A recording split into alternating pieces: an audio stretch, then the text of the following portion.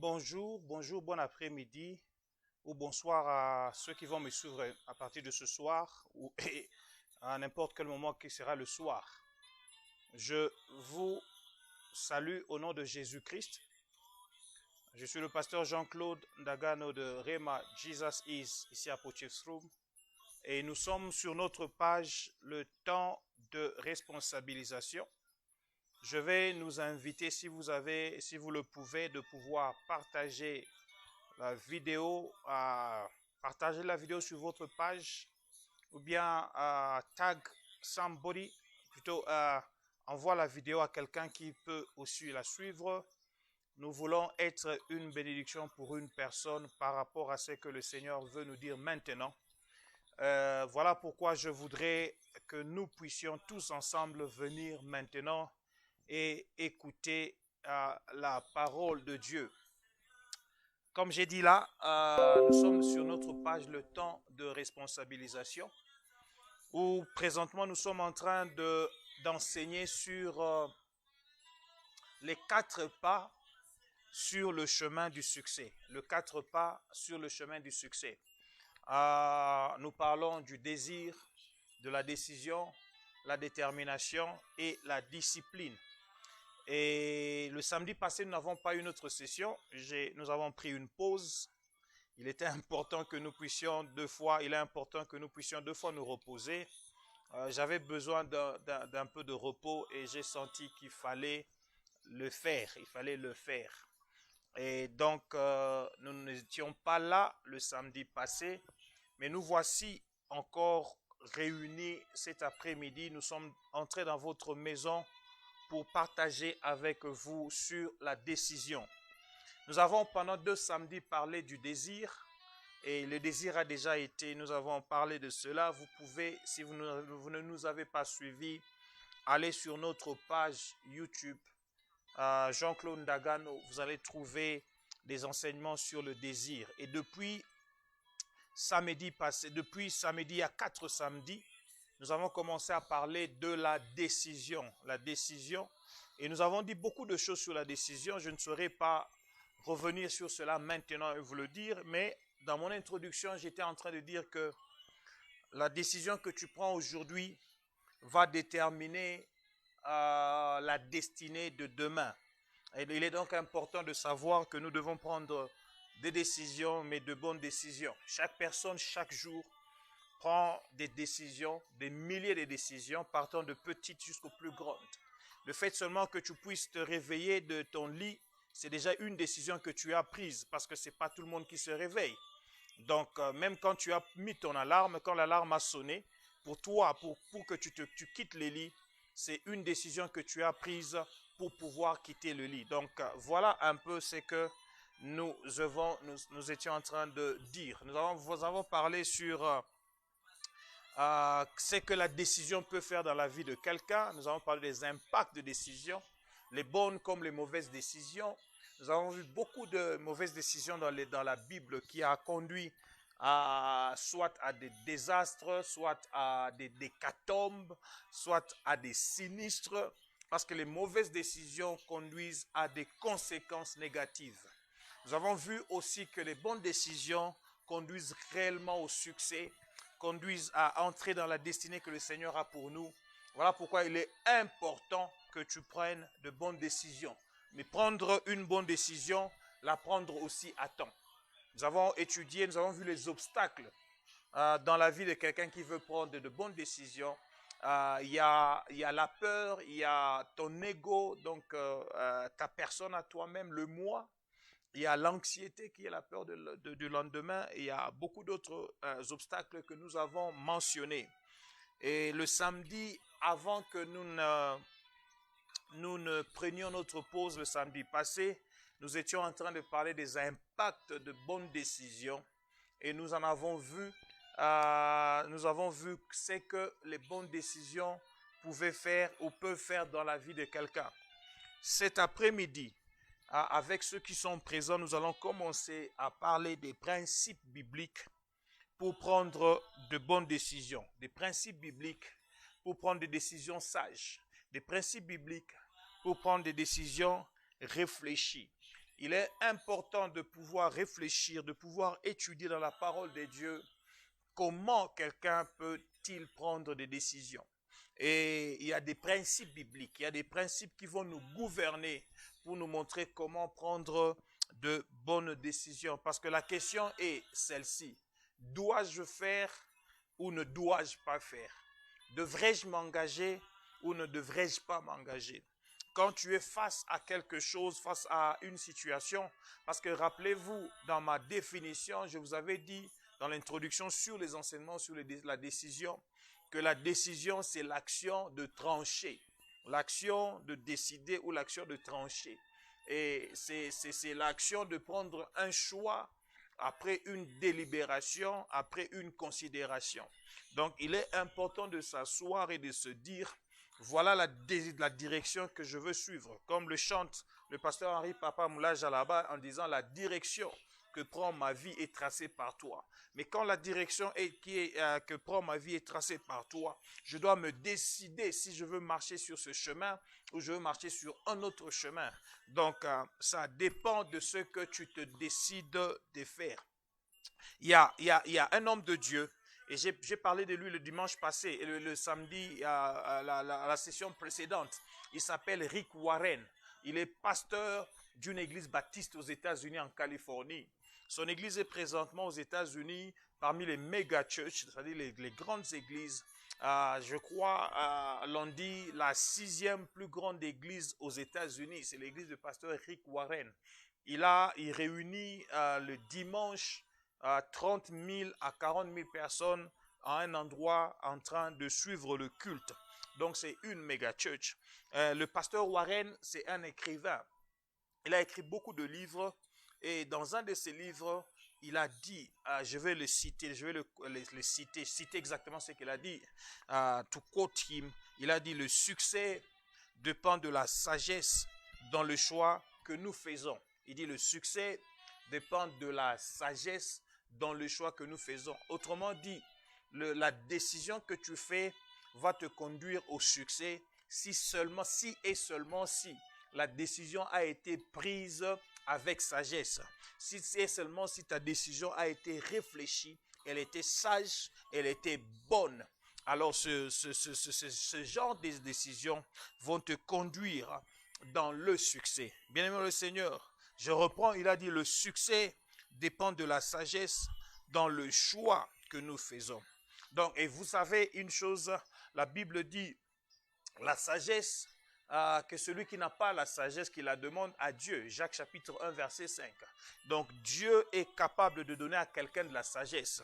Si tu es là en train de me suivre et tu me dis, pasteur, je ne pense pas que j'ai assez de sagesse pour prendre de bonnes décisions. Je veux te dire, si tu n'as pas de sagesse, la Bible nous dit, demandez à Dieu. Jacques chapitre 1, verset 5. Et la Bible dit qu'il donne simplement à tout celui qui la lui demande. Donc c'est important d'avoir la sagesse. Important d'avoir la sagesse.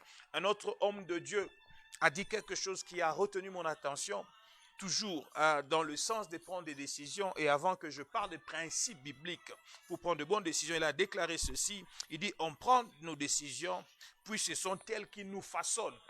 On prend nos décisions, et puis ce sont elles qui nous façonnent. Qu'est-ce qu'il est en train de dire? Une décision que tu as prise, 2 décisions que tu as prises, des décisions que tu as prises vont déterminer exactement ce que j'ai dit. La décision aujourd'hui va déterminer ta destinée demain. C'est-à-dire les décisions que tu prends aujourd'hui vont façonner ton futur. Nous prenons nos décisions, mais ce sont elles qui nous façonnent, a-t-il dit. Et ce n'est pas de moi, c'est d'un homme de Dieu qui s'appelle Boham, F.W. Boham. Il est aussi écrivain, serviteur de Dieu, et dit, nos décisions façonnent notre futur. Bien-aimé dans le Seigneur, donnez-moi de votre temps, de 35 minutes qui nous restent, 35 à 38 minutes, pour que je vous parle des principes bibliques pour prendre des décisions réfléchies. J'ai lu beaucoup. J'ai lu Rick Warren, j'ai lu Boham, j'ai lu des personnes qui ont parlé de décision. J'ai lu Edward Murphy, des personnes qui parlent de la loi des décisions. Et lorsque vous allez sur Google et vous savez bien chercher un article dont vous avez besoin, vous allez trouver des personnes qui ont parlé de 7 éléments pour prendre une bonne décision, 6 éléments pour prendre une bonne décision, je ne sais pas, 12 principes pour prendre une bonne décision. Mais vous savez, tous ceux qui ont écrit cela ne sont pas chrétiens. Il est important que tu puisses trouver ce qui est chrétien et peut-être ce qui est aussi scientifique et arriver à prendre ce qui est scientifique, à se rassurer que cela peut marcher avec la parole de Dieu. Donc moi je vais vous parler de par tout ce que j'ai lu, soit des hommes de Dieu, soit de la science, mais aussi ce que j'ai lu dans la parole de Dieu et de par l'inspiration du Saint-Esprit. Je vous amène ici 8 principes bibliques. 8 principes bibliques qui sont des leçons que nous pouvons tirer de la parole de Dieu pour prendre de bonnes décisions. Rick Warren a étudié le livre de la sagesse, parce que vous vous rappelez qu'il a dit le succès dépend de la sagesse dans le choix que nous faisons. Il a pris le livre de la sagesse qui est le Proverbe, il en a sorti quelques principes dont je suis d'accord avec lui et que je vais partager avec vous par rapport à la lumière de la parole de Dieu. Le principe numéro 1, nous parlons du principe d'inspiration. C'est-à-dire le succès, quand nous disons le principe biblique pour prendre de bonnes décisions, nous avons un premier principe, c'est le principe d'inspiration. Le principe d'inspiration. C'est quoi le principe d'inspiration? C'est-à-dire chaque décision que quelqu'un prend, il s'inspire de quelque part. Il s'inspire de quelque chose. Il s'inspire de quelqu'un. Et la meilleure personne qui peut t'inspirer lorsque tu prends une décision, c'est d'abord Dieu lui-même. Voilà pourquoi il est important de prier pour être guidé. Il est important de consulter le Seigneur pour recevoir la direction de Dieu afin de savoir si la décision que tu es en train de prendre, elle est bonne, si elle est réfléchie et sage. Bien-aimé le Seigneur, Proverbe chapitre 3, le verset 5 à 6, le sage dit ceci. Et le titre ici de Proverbe chapitre 3 parle de la sagesse qui récompense. Il est important de pouvoir acquérir la sagesse parce que la sagesse apporte une récompense. Verset 5 à 6, la Bible dit « Confie-toi en l'Éternel de tout ton cœur et ne t'appuie pas sur ta sagesse. Confie-toi en l'Éternel de tout ton cœur et ne t'appuie pas sur ta sagesse. » Ne t'appuie pas sur ta sagesse parce que ta sagesse à toi n'est pas assez pour t'amener à prendre la bonne décision. Il faudrait que tu te confies en l'Éternel. Il faudrait que tu sois inspiré par l'Éternel. Il faudrait que tu comprennes et que tu cherches et que tu saches que Dieu est celui qui peut t'amener à arriver à prendre une bonne décision. Verset 6, il dit, reconnais-le dans toutes tes voies et il aplanira tes sentiers. Quand tu reconnais Dieu dans les voies que tu es en train de prendre, quand tu reconnais Dieu dans les décisions que tu veux prendre, il est prêt à aplanir tes sentiers, c'est-à-dire à rendre tes sentiers faciles à y marcher, à prendre tes sentiers qui étaient rocailleux, des sentiers qui étaient en anglais on dit uneven, qui était pas plat du tout, et le Seigneur te donne la possibilité de pouvoir, et pas te donne la possibilité, il aplanit tes sentiers afin que tu puisses prendre une bonne décision. Donc je suis en train de parler du principe d'inspiration. Dieu est celui qui doit t'inspirer à prendre la bonne décision. Le Proverbe toujours chapitre 28, le Proverbe chapitre 28, le verset 26, il est écrit, celui qui a confiance dans son propre cœur est un insensé. Celui qui a confiance dans son propre cœur est un insensé. Mais celui qui marche dans la sagesse sera sauvé. Il est important de marcher dans la sagesse. La sagesse, c'est quoi? La sagesse, c'est la crainte de Dieu. La sagesse, c'est quoi? La sagesse, c'est rechercher à marcher selon les plans de Dieu. La sagesse, c'est quoi? La sagesse, c'est chercher à s'aligner sur ce que Dieu a tracé pour toi. Voilà pourquoi il est important de trouver l'inspiration du Seigneur, de prier pour être guidé. Quand je parle de prier, vous vous rappelez, j'ai dit Jacques chapitre 1 verset 5 dit que celui qui manque la sagesse, qui la demande à Dieu, qui donne à tous simplement et sans les en priver. Bien-aimé dans le Seigneur, il est important que nous puissions consulter le Seigneur lorsque nous voulons prendre une décision. Dans Luc chapitre 6, verset 12, notre maître qui est notre modèle par expérience par excellence, je voulais dire Jésus-Christ, nous a montré un exemple. Il devait prendre une décision et sa décision était de pouvoir choisir les apôtres, choisir ceux qui devaient marcher avec lui. Il avait un choix à prendre. Rappelez-vous, une décision, c'est une action de prendre un choix après considération et délibération. Jésus devait considérer les disciples qu'il avait. Il devait considérer leur background, considérer leurs connaissances. Je ne sais pas, considérer ceux qui devraient lui être utiles afin qu'il les appelât apôtres ou encore messagers de l'évangile. La Bible dit au verset 12 de Luc chapitre 6, il dit: en ce temps-là, Jésus se rendit sur la montagne pour prier et il passa toute la nuit à prier Dieu. Il passa toute la nuit à prier Dieu. Il passa toute la nuit à prier Dieu. Il a prié, il a prié, il a prié. Il n'a pas prié peu, il a beaucoup prié parce que le lendemain, il devait prendre une décision importante. Quelle était la décision? Verset 13. Quand le jour parut, il appela ses disciples et il en choisit 12 auxquels il donna le nom d'apôtres. Donc Jésus a pris le temps, il a considéré, il a observé, mais il a consulté Dieu pour recevoir l'inspiration afin de savoir quelle décision il devrait prendre par rapport aux personnes qui étaient disciples et desquelles il devait maintenant promouvoir à appeler apôtres. Bien-aimé le Seigneur, des 70 disciples de plus de 70 disciples qu'il avait, il devait en prendre 12 qu'il appellerait désormais apôtres ou encore envoyé ou messager. Bien-aimé le Seigneur, c'est important. Je suis en train d'insister sur le principe numéro 1, principe d'inspiration. Comment prendre de bonnes décisions, comment prendre des décisions réfléchies. Quels sont les principes bibliques qui nous guident à prendre de bonnes décisions? Le principe numéro 1, c'est le principe d'inspiration. Principe d'inspiration, c'est-à-dire tu demandes à Dieu de pouvoir t'aider à avoir sa perspective sur le problème. Parce que Dieu connaît les personnes, il connaît la chose avant toi. Quand tu veux te décider, par exemple, à commencer le business, c'est important de pouvoir consulter le Seigneur. Parce que Dieu sait quel est le commerce qui peut demain t'aider à fleurir, à progresser, à avancer. Donc, il est important de le faire. L'intuition est souvent mauvaise. Ne dis pas que tu te laisses guider par ton intuition. Je sens comme si je dois faire. Je sens comme si je dois faire. Oui, vous savez, le problème de l'intuition, c'est quoi? L'intuition est engendrée par ton âme. C'est-à-dire dans le siège de tes émotions, de ton intelligence, dans le siège où se trouve ta propre décision. Lorsque tu n'es pas encore né de nouveau et que ta pensée, ton âme n'est pas régénérée, tu risques de reproduire ce que ton humain veut et ce n'est pas ce que le Dieu en toi, le divin en toi veut. Donc l'humain peut te conduire dans des erreurs alors que le divin veut t'amener à prendre une bonne décision. Voilà pourquoi il est important d'être guidé par le Saint-Esprit. Donc, au lieu de l'intuition, quand je parle de principe d'inspiration, recherche aussi le Saint-Esprit.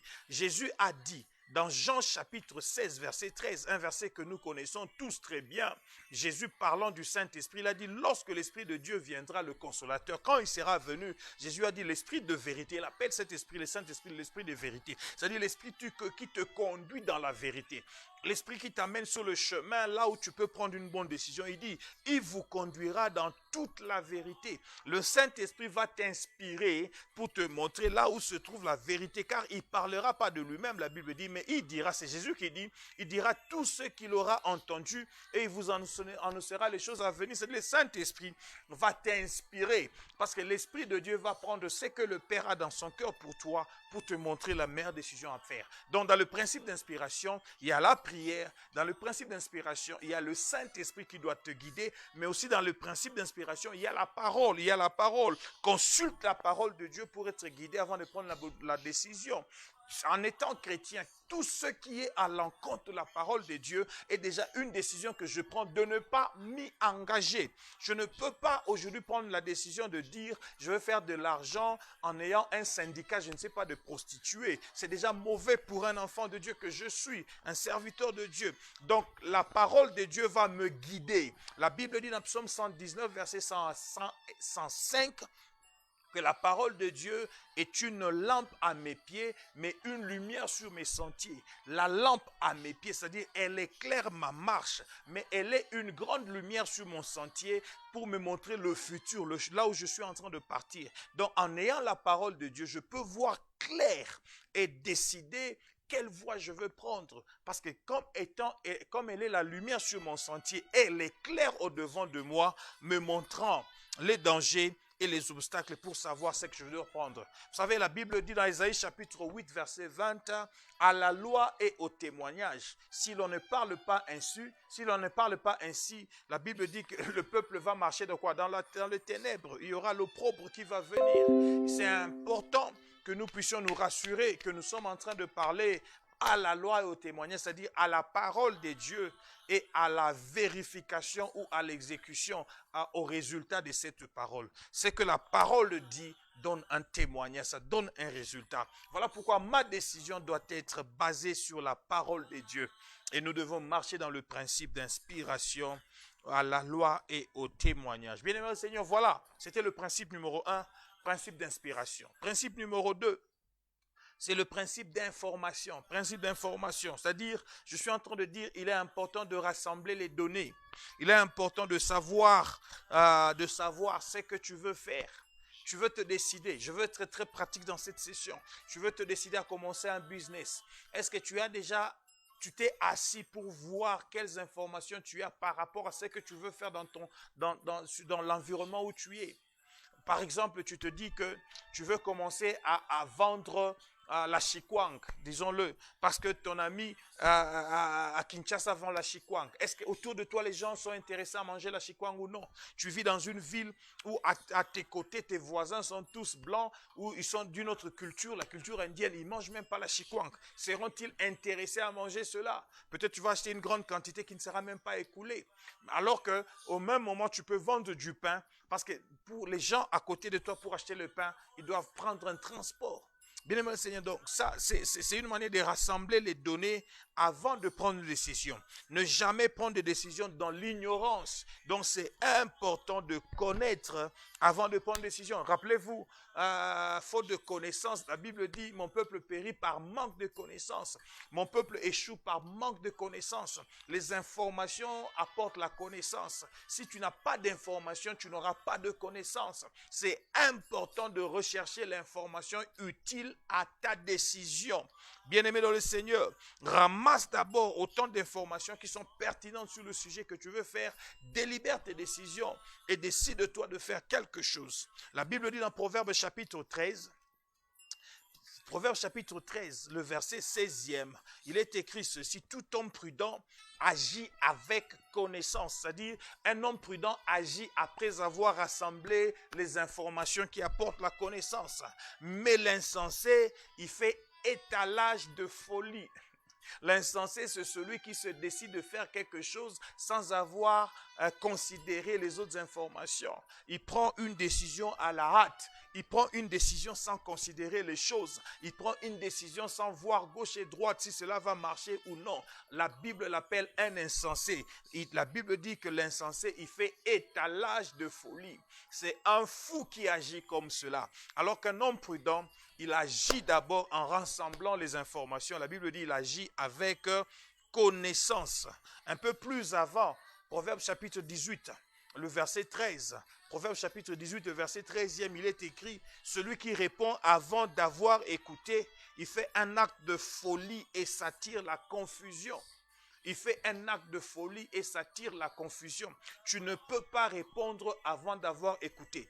Tu ne peux pas te décider de faire quelque chose avant d'avoir rassemblé d'autres informations. Il faut écouter les autres. Il faut considérer les autres. Il faut voir ce que les autres ont déjà fait. C'est important, même dans le ministère, que ce soit dans le business, que ce soit dans le domaine, un quelconque domaine de ta vie, il est important de considérer ce que les autres ont déjà fait. Alléluia. La Bible dit ne réponds pas avant d'avoir écouté. Cela, c'est un acte de folie.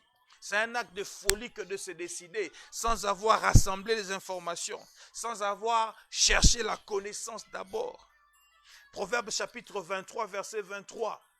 Il dit ceci. Le sage nous dit dans Proverbe 23, verset 23, Acquiert la vérité et ne la vends pas. Acquiert la vérité et ne la vends pas. Acquiert la sagesse, l'instruction et l'intelligence. Il est important d'acquérir ce qui est important pour ta vie. Quand tu as acquis la vérité, quand tu sais ce que la Bible, la parole de Dieu dit, ne la vends pas. Cette vérité va t'aider à prendre des décisions. Acquiert la sagesse, acquiert l'instruction qui est la connaissance et acquiert l'intelligence. Ces choses-là vont t'aider à pouvoir prendre de bonnes décisions dans ta vie. Bien-aimé le Seigneur, je suis en train de parler du principe numéro 2, principe d'information pour prendre des bonnes décisions, des décisions réfléchies, des décisions sages.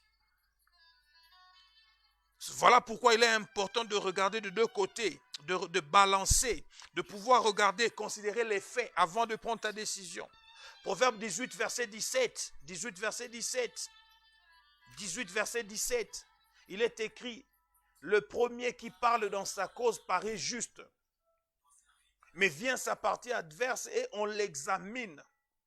Le premier qui parle dans sa cause paraît juste. C'est-à-dire quand tu es en premier, tu dis que tu veux faire ceci. Tu peux paraître juste, tu peux paraître être dans le bon. Mais seulement lorsqu'on écoute la partie adverse et qu'on commence à examiner, on va trouver qui est juste. C'est important de considérer le fait. Je veux vendre du pain. Si ça marche et si ça ne marche pas, est-ce que j'ai un plan B, j'ai un plan C en marketing ou bien pas en marketing, dans le business management, il est conseillé d'identifier les alternatives à ta décision. C'est-à-dire quand tu as identifié une décision que tu veux prendre et que tu as rassemblé l'information qui est importante par rapport à ta décision, il faut identifier les alternatives à ta décision. C'est-à-dire, si je ne prends pas ceci, quelle autre décision je peux prendre? On parle de plan A, on parle de plan B. Mais s'il y a un plan B, c'est qu'il peut y avoir aussi un plan C. S'il y a un plan C, c'est qu'il peut y avoir aussi un plan D, jusqu'à avoir un plan Z. C'est-à-dire tu peux avoir beaucoup d'autres, il faut chercher d'autres alternatives. Si je vends le pain à la maison et que ça ne marche pas, est-ce que j'ai une possibilité de pouvoir donner une publicité où je suis en train de livrer le pain à la maison? Si le pain sec seulement ne marche pas, est-ce que je peux y ajouter quelque autre chose qui va marcher avec le pain là pour que je puisse offrir des sandwichs et que je les pose au bureau des gens? Bien aimé le Seigneur, je suis en train de parler du principe d'information. Informe-toi avant de prendre une décision pour t'engager sur le chemin qui va t'amener au succès. Jésus a dit ceci, et c'est important, il a parlé de deux paraboles dans Luc chapitre 14, à partir du verset 28. Jésus a parlé de deux paraboles qui sont en train de déterminer le caractère de disciple. Il dit, car lequel de vous, à partir du verset 28, Luc chapitre 14, verset 28 à verset 32, lequel de vous, s'il veut bâtir une tour, ne s'assied pas d'abord pour calculer la dépense et voir s'il a de quoi la terminer. Avant de prendre une décision de dire je vais construire une maison, je vais bâtir une tour, je ne sais pas bâtir quelque chose que tu veux bâtir. Est-ce que tu as les moyens de le faire? Est-ce que tu as considéré les dépenses? De peur qu'après avoir posé les fondements, il ne puisse l'achever et que tous ceux qui le verront ne se mettent à se railler, c'est-à-dire à se moquer de lui. Les gens qui prennent des décisions à la hâte arrivent à ne pas finir ce qu'ils ont pris comme décision, à ne pas achever et deviennent une moquerie de gens. Si tu ne veux pas devenir une moquerie des autres, prends une décision réfléchie après avoir considéré toutes les informations en place. Jésus dit, en disant cet homme a commencé à bâtir, il n'a pas pu achever. Nous ne devons pas être des spécialistes d'œuvres inachevées. Et là, je vais parler aux Congolais qui me suivent. Je sais qu'il peut y avoir d'autres nationalités qui me suivent maintenant, mais j'ai dit aux Congolais qui me suivent, dans notre pays, nous avons vu beaucoup d'immeubles inachevés. Nous avons vu beaucoup de projets inachevés. C'est une perte d'argent. Vous mettez beaucoup d'argent, vous avez 1 million et vous voulez bâtir un immeuble qui doit coûter 10 millions. Pourquoi ne pas commencer par un immeuble de 1 million en laissant déjà la place pour continuer à monter si tu veux monter en étage, mais commencer déjà à produire de l'argent avec l'immeuble d'1 million pour continuer à élever l'immeuble que de commencer à dépenser tout le 1 million et l'argent que tu as mis là-bas ne peut même plus reproduire parce que ce que tu as construit, c'est maintenant un éléphant au pied d'Agile qui peut tomber demain. Donc je parle du principe d'information. Principe d'information, très, très, très important. Troisième principe, chers amis, c'est le principe de consultation. Principe de consultation, principe de consultation. Il est important, si possible, de pouvoir échanger avec quelqu'un qui a déjà pris le même risque que tu veux prendre. Je veux par exemple aller au Congo et commencer, je ne sais pas, une ferme dans le plateau de Bateke.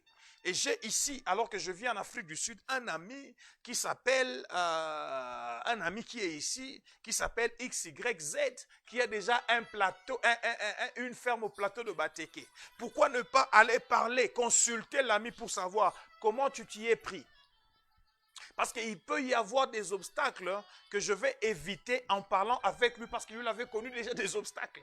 Il va me dire, va consulter les chefs coutumiers, n'y va pas comme ceci. Parce que si tu vas comme cela, tu vas commencer à construire. Les chefs coutumiers peuvent envoyer des gens pour venir détruire cela. Donc, il y a des dépenses que je peux m'éviter en ayant consulté quelqu'un qui est parti avant moi. La même chose dans le ministère. Je veux m'engager à faire quelque chose. Je veux m'engager dans le ministère. Le Seigneur m'a appelé et je dis que le Seigneur m'a appelé au ministère, je ne sais pas, apostolique, au ministère évangélique. Mais il y a eu des apôtres avant moi. Il y a eu des évangélistes avant moi. Ne puis-je pas aller consulter ceux-là que je considère comme étant des pionniers dans ce que je veux faire pour savoir comment m'y prendre? La révélation seule du Saint-Esprit, de fois, ne suffit pas. Parce qu'il y a des choses que je vais aller chercher à prier 40 jours pour avoir la révélation, alors que l'apôtre X a déjà la révélation. Alors que l'évangéliste Thuram a déjà la révélation, bien-aimé. Je m'engage à aller dans la mission. Il y en a qui ont déjà travaillé dans la mission avant moi. Est-ce que je ne peux pas les consulter? Le principe de consultation est très important. Et Dieu donne de la valeur à ce principe. La Bible dit dans Proverbe chapitre 20, verset 18. Proverbe chapitre 20, verset 18, il est écrit, je veux le lire. Hein. Il est écrit, les projets s'affermissent par le conseil. Les projets s'affermissent par le conseil. Pour que j'aie conseil, il faut que je consulte quelqu'un. Les projets s'affermissent par la consultation dans lesquelles je tire de conseils. Mais la Bible continue à dire, fais la guerre avec prudence. Je vais revenir à la deuxième partie de ce verset, en bas là-bas, parce que ça nous parle d'un autre principe. Le principe de la consultation. Il faudrait savoir qu'il y a des gens qui ont déjà eu à passer par le risque similaire à toi. Consulte-les. Consulte-les. C'est bon de consulter Dieu, c'est bon de consulter le Saint-Esprit, mais c'est aussi mieux de voir les personnes qui sont devant toi. Pas n'importe qui qu'il faut consulter. Il y a des personnes qu'il ne faudrait pas consulter parce qu'elles vont te décourager. Bien-aimés, je suis médecin ici en Afrique du Sud. Quand je suis arrivé, une histoire triste, je vais vous annoncer. Je suis arrivé, ça fait 15 ans en Afrique du Sud. Je suis venu travailler comme médecin. Alors qu'en 6 mois après, j'avais déjà fait mon examen. J'ai passé mon examen. 8 mois, il faut le dire. Je suis arrivé au mois d'août en 2006 et au mois d'avril en 2017, mars déjà, j'ai passé l'examen. Au mois d'avril, j'ai réussi. Donc, je me suis retrouvé, alors que j'ai commencé à travailler au mois de juin, j'étais à Cape Town pour une conférence. J'ai quitté la ville où je travaille. Je suis arrivé à Cape Town à plus de 1500 km d'où j'étais. J'ai rencontré un aîné médecin qui est venu avant moi et qui était en train de prendre un train. Et je le vois en tenue de garde, ce qu'on appelle security guard, le garde de sécurité. Il avait une tenue. Et je parle avec lui, il me demande ce que je suis venu faire. Moi, j'avais mon laptop, je descendais d'un taxi, j'entrais à l'hôtel où j'étais logé. Il me dit qu'il va au travail. Et quand je regarde, je lui dis, quel travail tu fais? Il me dit, voilà, je fais ceci. Nous avons partagé. Puis il me dit, quand je suis arrivé, les amis que j'ai rencontrés, ce n'étaient pas des médecins. Les amis qui devaient me sous-loger m'ont dit, il faut que je trouve un travail pour commencer aussi à contribuer au loyer et puis au manger dans la maison. Et ils m'ont dit, le seul travail que nous pouvons faire ici, nous étrangers, alors que nous sommes des réfugiés, nous n'avons pas de documents, des ID, des cartes d'identité, c'est seulement la sécurité. Vous voyez, il a consulté des mauvaises personnes. Il a consulté des gens qui l'ont induit en erreur. Il a passé 2 années. Il n'avait pas encore traduit ses documents en anglais. Il n'avait pas encore fait évaluer ses documents pour savoir le niveau de son diplôme. Il n'avait même pas encore, il s'était même pas encore inscrit pour aller faire les examens. Et je devais parler avec lui. Il a pris mon numéro de téléphone. Nous avons parlé avec lui le soir. Je l'ai orienté pour qu'il puisse arriver à faire les examens. Et je crois 2 années après, il m'a remercié parce qu'il a commencé à travailler comme moi dans le gouvernement sud-africain comme médecin du gouvernement. Bien-aimé le Seigneur, le principe de consultation fonctionne très bien lorsque tu as su et tu as pris la meilleure personne qui doit te conseiller par rapport à cela. Proverbe chapitre 18. Le Proverbe chapitre 18, verset 15. Proverbe 18, verset 15 dit « Un cœur intelligent acquiert la science, et l'oreille des sages cherche la science. » L'oreille des sages cherche la science. Si tu es un sage, ton oreille va s'apprêter à aller chercher la connaissance, à chercher l'information. Mais ce conseil-là, tu vas le trouver aussi auprès d'un sage. Voilà pourquoi ne t'engage pas à aller recevoir un conseil auprès d'une personne qui est insensée. Parce que l'insensé va t'amener dans son non-sens. L'insensé va t'amener dans ce qui est non-sens, qui est insensé. Mais quand tu as trouvé le sage, il va te conseiller pour t'amener dans la sagesse. Le principe de consultation. Consulte quelqu'un qui est déjà passé par ce risque similaire qui va te montrer le chemin par lequel il est passé. Un homme de Dieu a dit un jour, je crois, c'était le pasteur Jean Bosco Kindomba, je l'ai suivi dans une conférence beaucoup d'années auparavant, je crois plus de 20 ans avant, je crois dans les années 96, 97, il a dit, il parlait, c'était une conférence de serviteurs de Dieu. Il disait aux serviteurs de Dieu, nous avons déjà apprêté le chemin pour nos enfants. Il ne faudrait pas que nos enfants souffrent aussi comme nous avons souffert. Un bulldozer passe sur un chemin pour que demain, quelqu'un sur une bicyclette puisse y passer. C'est-à-dire, il était en train de dire, il y a des précurseurs sur un chemin. Consulte les précurseurs, suis les précurseurs, ils vont te montrer le chemin à suivre. Bien-aimé dans le Seigneur, il est important de pouvoir consulter ceux qui ont déjà réussi, qui ont fait ce que tu veux faire. Proverbe chapitre 15, au verset 22, la Bible dit « Les projets échouent faute d'une assemblée qui délibère, mais ils réussissent quand il y a de nombreux conseillers. » Des projets, tu peux avoir des projets. Va maintenant consulter les gens. Va recevoir des conseils auprès des gens. Mais j'insiste encore. Ne reçois pas des conseils auprès des gens qui ont échoué seulement. C'est important. Ne néglige pas les gens qui ont échoué. Ils vont te dire comment ils ont échoué. Et tu vas tirer des leçons aussi sur leurs échecs. Donc je dis, c'est important de pouvoir consulter les gens. Principe numéro 4, c'est le principe de sélection. Principe de sélection. Principe de sélection. Ici, je veux dire, après avoir demandé conseil, il faut maintenant que tu puisses te faire un objectif. Il faut maintenant, si possible, après avoir pris décision, tu t'assures à comprendre la raison et le but de la décision que tu as à prendre. Il est important de comprendre la raison et le but de la décision que tu as à prendre. C'est-à-dire, tu vas te fixer un objectif. Quand tu as maintenant plusieurs faits, tu as au-devant de toi plusieurs faits, tu te décides d'aller pour un ou pour une. On dit en français que ce n'est pas facile. On ne peut pas suivre 2 lièvres à la fois. Si tu suis 2 lièvres à la fois et qui sont encore sur le même chemin, c'est bon, tu peux en attraper un. 2 fois, même si tu es skillful, si tu as de la dextérité, tu peux en attraper tous les 2. Mais les 2 lièvres, si c'est décidé de partir sur 2 chemins différents, tu dois te décider de suivre un.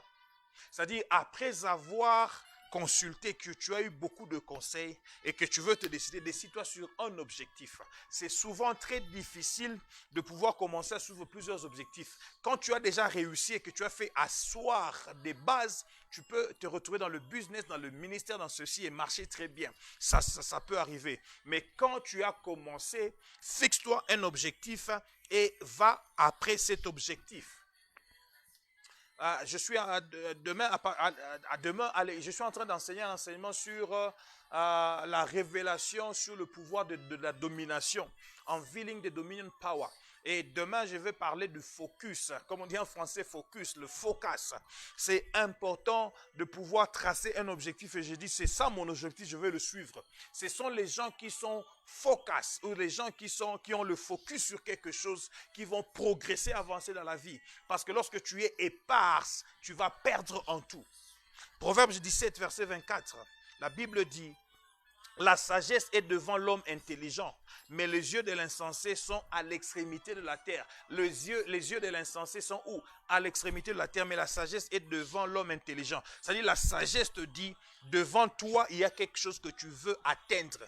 La sagesse te montre un objectif que tu veux atteindre.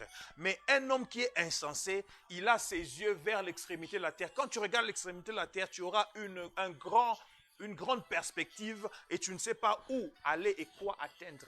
Il est important, bien-aimé le Seigneur, de pouvoir sélectionner et accepter de prendre, d'aller vers un objectif. Donc j'ai parlé de principe d'inspiration, 2, principe d'information, 3, principe de consultation, 4, principe de sélection, 5, c'est le principe d'évaluation. Principe d'évaluation.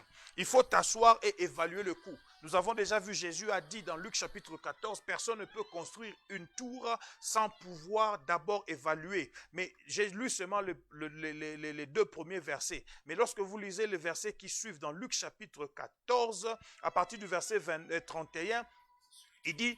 Ou quel roi, s'il va faire la guerre à un autre roi, ne s'assied pas d'abord pour examiner s'il peut, avec 10 000 hommes, marcher à la rencontre de celui qui vient l'attaquer avec 20 000. S'il ne le peut, tandis que cet autre roi est encore loin, il lui envoie une ambassade pour demander la paix. Jésus dit, il faut évaluer le coût de ce que tu veux faire avant de te décider de faire ce que tu veux faire. Tu sais que tu es en combat. L'autre roi vient avec 20 000 hommes. Toi, tu as 10 000 hommes. Vas-tu être capable avec tes 10 000 hommes pour aller battre celui qui a 20 000 hommes? Si tu réalises que tu ne peux pas, Jésus dit, envoie une ambassade pour aller demander la paix à ce roi et résolver le problème en paix. Donc, c'est important de pouvoir évaluer le coût. Ceci s'appelle un risque calculé. Donc, c'est important de prendre le risque. J'ai parlé du risque, de prendre le risque, mais il faut prendre des risques calculés. C'est-à-dire, un risque calculé, c'est quoi? Tu te poses ces genres de questions. Une première question, est-ce nécessaire que je m'engage à faire ce que je veux faire? Deuxième question, si c'est nécessaire, combien ça va me coûter en termes de temps, en termes d'énergie et en termes d'argent? C'est-à-dire, tu évalues le coût. En termes de toi-même, les ressources humaines, est-ce que tu as assez de capacités humaines pour aller le faire? Si c'est nécessaire, est-ce que tu en as des capacités? En temps, en énergie et puis en argent. Et puis troisièmement, est-ce que ça vaut la peine que je puisse m'engager sur ceci? Parce qu'il y a des risques, quand ce n'est pas bien calculé, tu vas dépenser 1 million pour aller faire un bénéfice de 100 000. Donc c'est toi qui as perdu 900 000. Donc, tes risques doivent être calculés. Dans le monde anglo-saxon, dans le management, nous parlons de monitoring and evaluation. C'est-à-dire, quand tu as pris une décision, tu dois être capable de suivre, de contrôler la décision que tu as prise, mais aussi d'en évaluer les résultats. Le coût a été évalué avant de prendre la décision. Mais quand la décision a été prise, il faut encore contrôler pour se rassurer que tu es encore dans le bon. Tu as pris la décision de servir le Seigneur. Tu as pris la décision d'être dans le ministère. Est-ce que tu t'évalues, tu te contrôles te cherchant si tu es encore dans le nombre de la vision que le Seigneur t'a donnée? Est-ce que tu es en train de te checker? Est-ce que tu es en train de t'évaluer? Bien-aimé, c'est important, le principe d'évaluation. Proverbe chapitre 20, verset 25, il est écrit, dans Proverbe 20, verset 25, il est écrit, c'est un piège pour l'homme que de prendre à la légère un engagement sacré et de ne réfléchir qu'après avoir fait un vœu. C'est un piège pour l'homme de prendre à la légère un engagement sacré. C'est-à-dire, tu ne peux pas prendre à la légère quelque chose qui est important pour toi. Quand tu t'es décidé de faire quelque chose, évalue la chose. Ne la prends pas à la légère, bien-aimé. Je parle du principe d'évaluation. Allons-y rapidement, principe numéro 6. Parce que nous avons 8 principes dont nous allons parler. Le principe numéro 6, c'est le principe de préparation. Après avoir évalué, prépare-toi maintenant à anticiper les problèmes. Anticipe les problèmes. C'est important.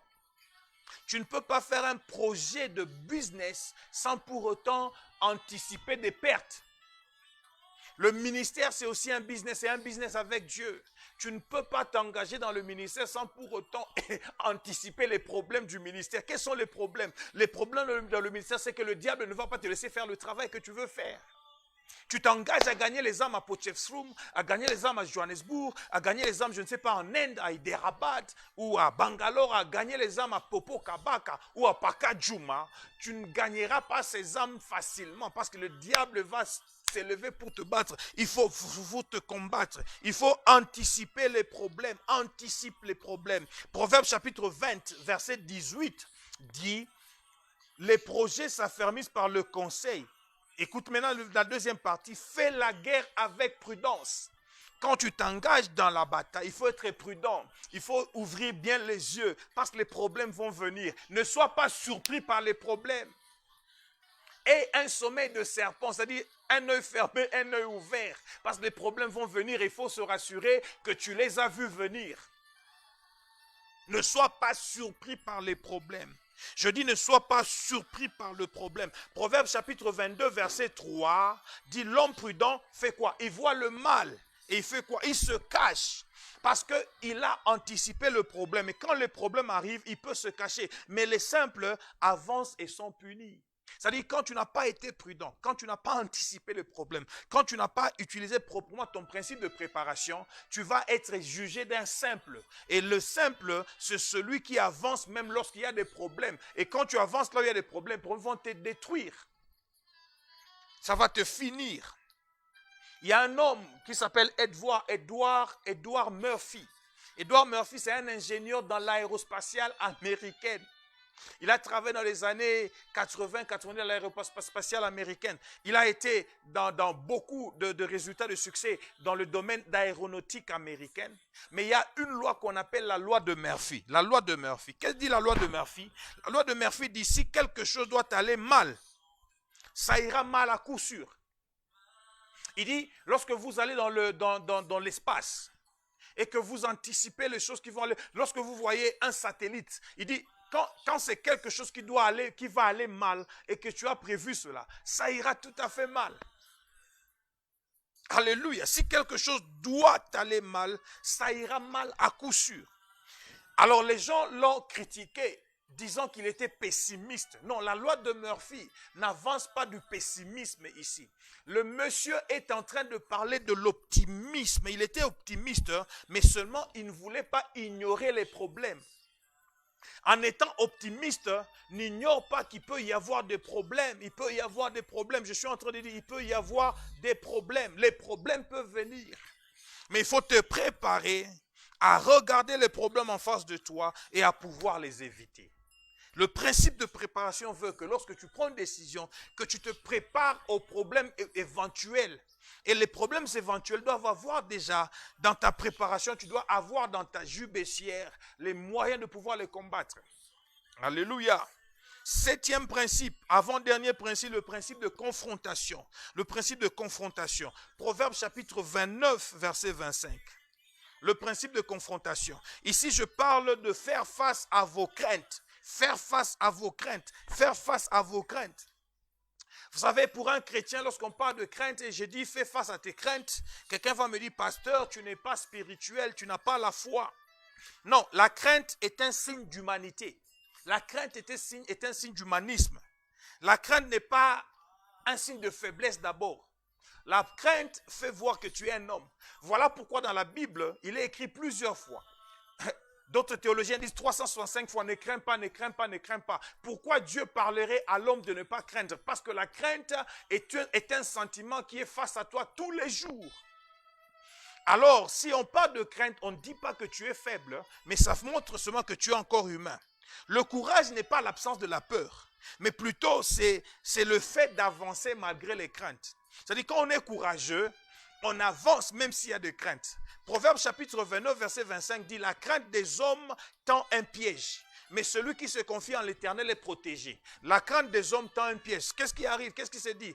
Quand il y a crainte des hommes, c'est un piège pour toi. Tu vas avancer ou ne pas avancer. Mais si tu t'étais déjà préparé à te dire, même s'il y a des problèmes et que j'ai peur, je vais consulter le Seigneur. La Bible dit, celui qui se confie en l'Éternel est protégé. C'est-à-dire, dans une situation où il y a un piège devant moi, parce qu'il y a des gens qui me tendent des pièges, je peux encore me confier en l'Éternel. C'est le principe de confrontation. Je confronte mes problèmes, je confronte ma crainte en me confiant en l'Éternel. Alléluia. Le courage, ce n'est pas l'absence de la peur. Le courage, c'est le fait de pouvoir avancer même quand on a crainte. On a encore peur. Et enfin, le dernier principe biblique pour prendre une décision réfléchie, nous parlons de principe d'initiation. C'est-à-dire maintenant, il faut prendre la décision et foncer. Il faut prendre la décision et avancer. Il faut prendre la décision et tu communiques ta décision, tu en parles. Tu dis après débat et délibération, après considération, parce que la décision, c'est un choix pris après délibération et considération. En toi-même, après avoir consulté le Seigneur, et après avoir été inspiré en consultant le Seigneur, la parole de Dieu, le Saint-Esprit, après avoir rassemblé les informations, après avoir consulté les conseillers, après avoir sélectionné l'objectif que tu veux atteindre, après évaluation et préparation, et même en considérant les problèmes, en les confrontant à ce que tu veux prendre, maintenant tu peux prendre une décision. Tu prends la décision, Voilà pourquoi Proverbe chapitre 16, le Proverbe chapitre 16, verset 33 dit, on jette le sort dans le pan de la robe, mais toute décision vient de l'Éternel. Ce n'est pas le sort qui te fera réussir, mais c'est la décision qui vient de l'Éternel qui te fait réussir. Tu arrêtes de parler, tu agis maintenant et tu peux aller de l'avant. Bien-aimé, il y a une attitude très importante pour quelqu'un qui veut réussir. Une attitude pour quelqu'un qui veut se décider. Dans Hébreux chapitre 13, le verset 5 à 6, je vais terminer dans 2 minutes. Il est écrit à partir du verset, la deuxième partie, car Dieu lui-même a dit, je ne te délaisserai point et je ne t'abandonnerai point. C'est donc avec assurance que nous pouvons dire, le Seigneur est mon aide, je ne craindrai rien. Que peut me faire un homme? Lorsque je sais que j'ai déjà demandé conseil à Dieu et que Dieu m'a dit de partir, je peux maintenant m'y engager, avancer, sans craindre un homme, sans craindre les obstacles, sans craindre que ça ne marchera pas. Mais dans tout ceci, il est important de pouvoir garder un caractère. Quel caractère je parle? Je parle de l'humilité. Quelqu'un qui prend de bonnes décisions, ça doit être quelqu'un d'humble. Parce qu'il doit accepter de consulter les autres. Il doit accepter de consulter Dieu. Et l'humilité, c'est un bon caractère pour quelqu'un qui prend une bonne décision. Il est écrit dans Psaume chapitre 25, le verset 9. Dieu conduit les humbles dans sa justice. Il conduit les humbles dans la justice. Et il enseigne aux humbles sa voie. Dieu enseigne aux humbles sa voie. Verset 10, il est écrit, tous les sentiers de l'Éternel sont miséricorde et fidélité. Et pour ceux qui gardent son alliance et ses commandements. Tous les sentiers de l'Éternel sont miséricorde et fidélité. Mais pour qui? Pour ceux qui gardent son alliance et ses commandements. Pour les humbles, Dieu conduit dans la justice afin que tu puisses réussir. Bien-aimé le Seigneur, voilà en 50 minutes les principes, 8 principes bibliques, 8 leçons que nous devons prendre afin de prendre de bonnes décisions. Le principe d'inspiration, le principe d'information, le principe de consultation, le principe de sélection, le principe d'évaluation, celui de préparation, de confrontation et enfin d'initiation. Je prie que le Seigneur t'aide à pouvoir t'engager, à t'inspirer de lui, de sa parole et du Saint-Esprit, afin que tu puisses aller acquérir des informations nécessaires en consultant les bons conseillers et en sélectionnant l'objectif qu'il te faut pour pouvoir te préparer et en confrontant toutes tes craintes et en initiant la décision la meilleure. Si tu fais cela, le Seigneur sera avec toi et tu entreras sur le chemin du succès. Que Dieu vous bénisse. Je veux prier pour vous. Dieu de grâce, Dieu Tout-Puissant, parle-nous. Ton serviteur écoute. Nous sommes là pour t'écouter. Lorsque tu nous parles, tu nous montres le chemin. Et le chemin que tu traces pour nous, c'est le chemin du succès. Nous voulons nous décider à marcher après toi. en nous, en recevant de toi l'inspiration la bonne, afin de savoir ce qu'il faut faire. Merci Seigneur de ce que tu as conduit mes frères et sœurs à me suivre et que tu vas les conduire à prendre de bonnes décisions. Au nom de Jésus-Christ, nous avons ainsi prié. Que Dieu vous bénisse, vous tous qui étiez fidèles à nous suivre pendant ces instants. Que Dieu soit avec vous, que Dieu vous bénisse et qu'il vous bénisse abondamment d'avoir accepté de nous suivre. Nous reconnaissons que c'est par grâce que nous sommes là et ce n'est pas par pure connaissance ou par pure sagesse humaine. Que Dieu vous bénisse. Samedi prochain, nous allons commencer à parler sur la détermination. Merci beaucoup. À samedi prochain. Bye.